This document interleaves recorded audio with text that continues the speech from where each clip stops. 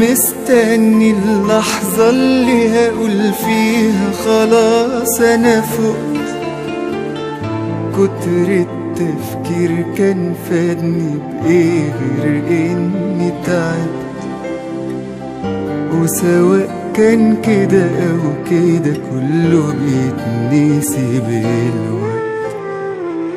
في الدنيا أنا شفت بعيني اللي ما شافوش ولا حد، كان في أسئلة جوايا لا ليها جواب ولا رد، من ضمنها ليه ما بقاش في حد يحب بجد.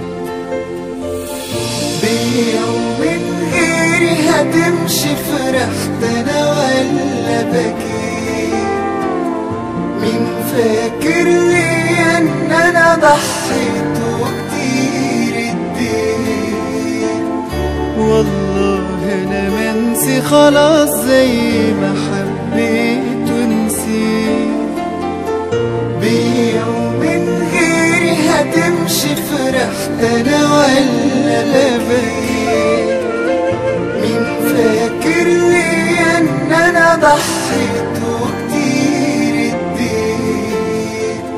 والله أنا منسي خلاص زي ما حبيت ونسيت.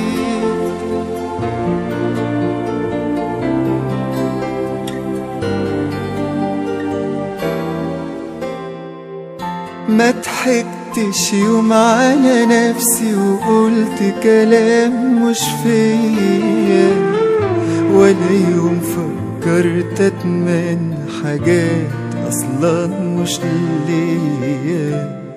من وجهة نظري الدنيا دي فعلا جاية عليا. مشكلتي ان انا عايش بس ده مش زمني ووقتي، وفي قلبي حاجات تعباني وهم كبير فوق طاقتي.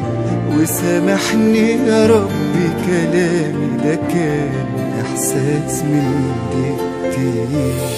بيا ومن غيري هتمشي فرحت انا ولا بكيت؟ مين فاكر لي ان انا ضحيت وكتير اديت؟ والله انا منسي خلاص زي ما حبيت ونسيت. بيا ومن غيري هتمشي فرحت انا ولا بكيت؟